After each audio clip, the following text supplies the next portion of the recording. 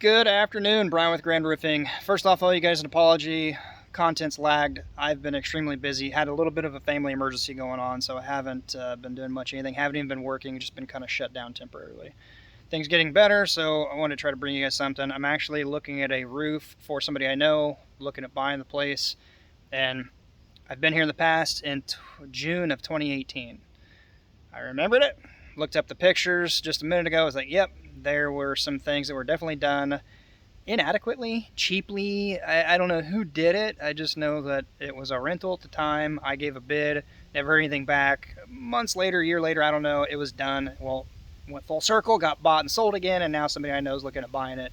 And here we are. So there's a little bit we can learn. And yes, if you've been observant and you see the ridge back here, two things. Guess what they are? You want to take a guess? Take a guess. Drop down in the comment, pause the video, leave a comment what you think it is. One, obvious, it's the color. Yeah, they ran short right there, or got everything in the front that you could see done, and the back side I'm standing on, they just used something close in color. Maybe they had in stock or whatever. Instead of going to buy another $60, $70 bundle of Hip and Ridge, no, we're just going to use like this is a state gray. That is not a state gray. Alright, so let's just do a quick inspection of some things and see what we can see.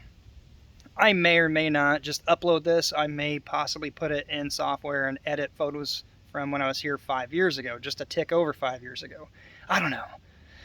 I've got a lot going on, so I might just upload it. But anyway, it was 5 years ago. Chimney flashing, color. We'll just get through it and see what we can see here.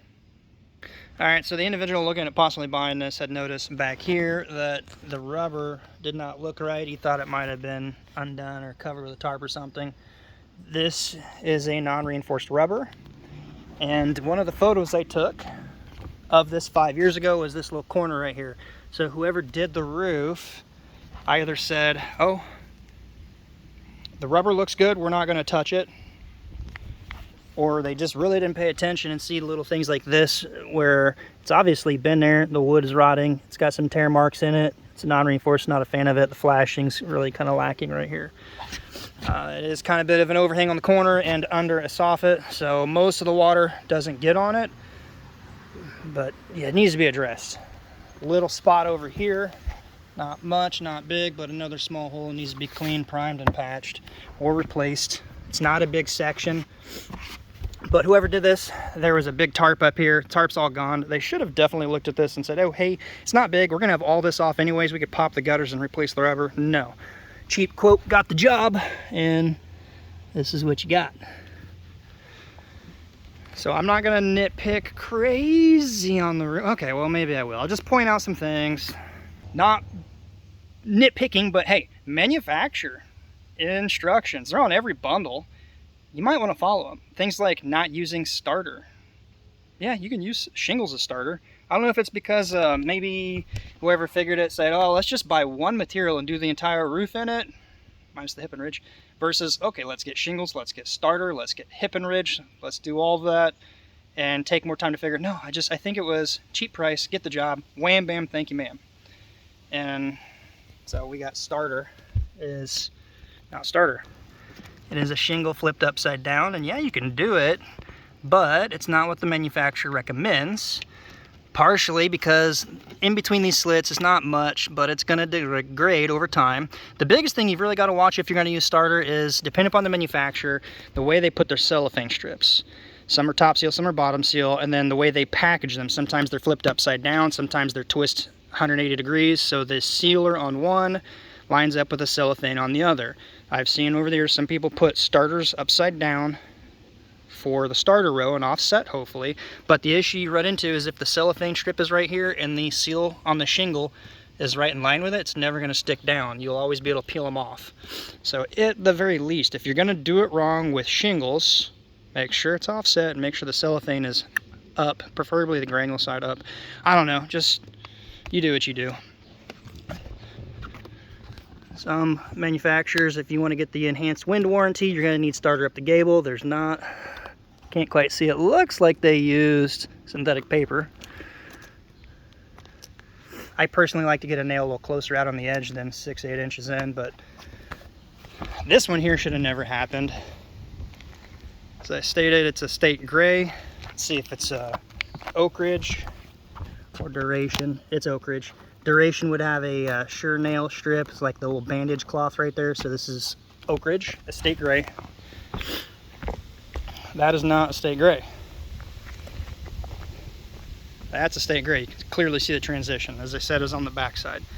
Something else, if we were going to do this where they had this addition, you can see the hump right here. I don't know if the camera can pick it up. Maybe you can see it there.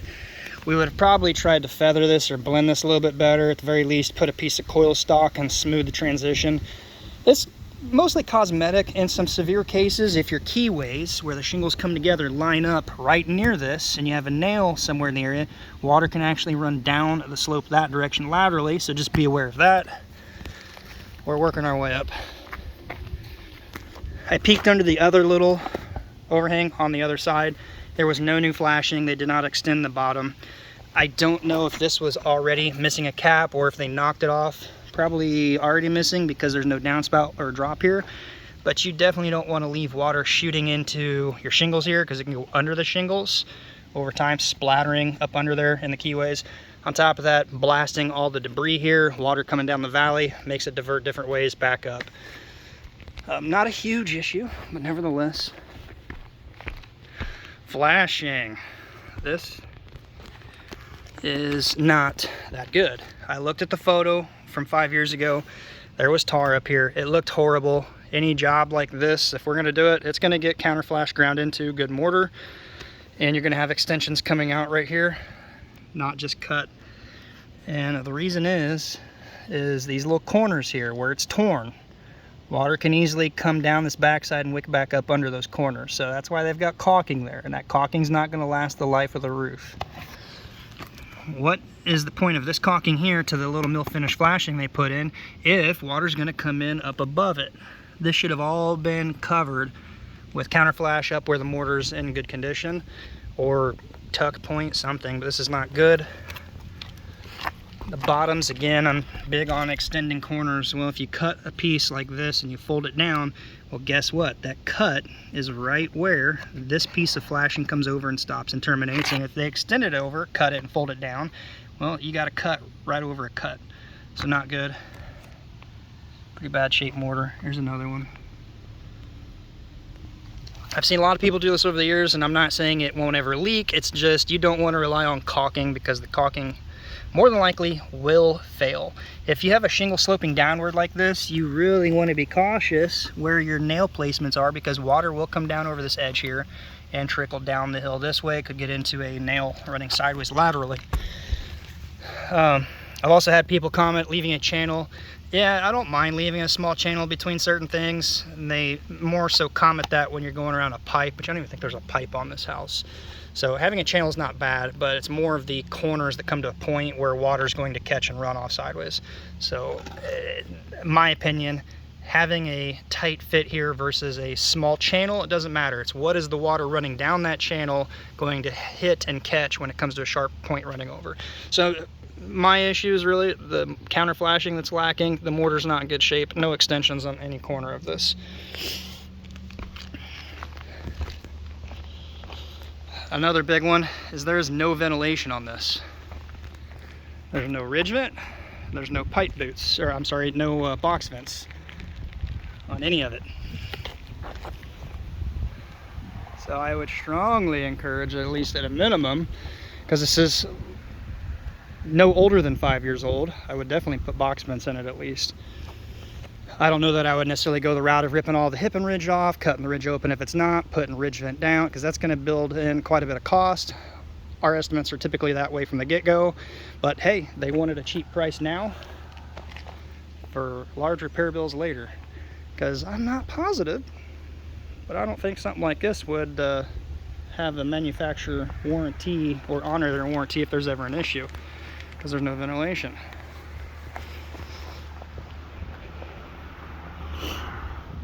The only other little thing I noticed, oh hey, they got a cap on this side. Now they're just blasting it right out. Actually, there was a cap, but it's been taken off. Where was the drop? Did somebody at some point, because I know there was a cap on it, but there was never a hole in here. That's not sealed and not locked on. I guess benefit of the doubt here is they had a cap on this side and it was just shooting down into here. Maybe the guys decided to put a cheap cap on here and knock that one off. I don't know. Again, I already looked, there's no flashing into this. There's no extension, but they did caulk it. Hey, yay for caulking.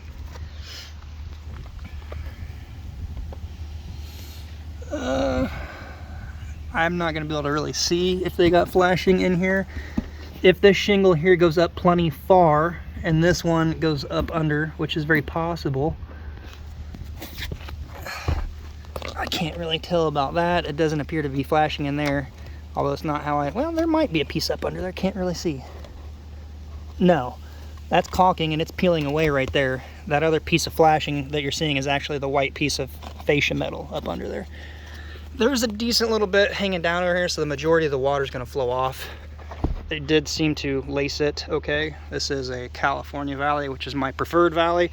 I did talk about that in the short video late week last week. I don't know if I released it yet, but with everything going on with my dad, YouTube's been lacking. I apologize.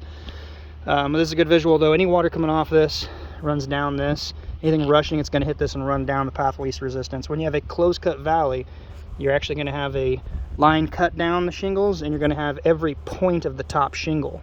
So imagine the shingle crossing over completely and cutting the valley line into it. There's going to be a sharp point, and where that water hits that can run laterally. So I'm not a fan of close cut valleys. If you do, at least make sure once it's cut you nip the corners, so it leaves a little bit of a dog-eared angle like that, so if water hits it, it runs down and not over. It's nothing that's going to cause a leak right away. It's actually going to be down the road, potentially where your nails fasten. Water I've seen run up to over 2 feet laterally when it comes into a situation like that. The only other little thing is nail placement. I noticed just checking, tugging on some of your shingles, and usually it's going to be up a gable end on either a built lead or a finishing edge, depending upon if you're right-handed, left-handed roofer. Your nail placement gets thrown off, and here you go, right there. That's what you're trying to avoid if it'll focus. So that nail right there. So over time, that'll potentially rust out, and it will have a little hole, little bits of water trickling over time. Those are a big leak factor. I see a lot of those leaks happen about 5, 7 to 10 years later, because that galvanized nail needs to have that coating wear off, because the water is constantly getting to it. Conditions are right, it'll corrode, it'll rust, and then water trickles in the hole. Those are really hard to find, and they don't happen right away. So there's one that's a little close. I mean, I've seen them this close to not be an issue. Good habit, good practice is 5 inches minimum away from either keyway here. And some people say, oh, that's what the seal strip here is designed to do, is to seal it. That is not what it's supposed to do. Actually, if you look, here's a good example of, there's a little break in the seal strip right there, right? See a little break right there? You don't want a complete shingle to seal, because if water gets up on that seal, it's going to run kind of trapped. The sealer is designed to stick down to the shingle below it in the same general area that that shingle is pinned down by a nail. So a nail needs to be near the buildup here, yes. The seal strip needs to be over that nail so it doesn't lift up. It is not designed to seal a penetration. That is, and the installers need to be off to the side. Actually, that feels raised up. There's something under this. Yeah, I don't know what it is, but something's under this.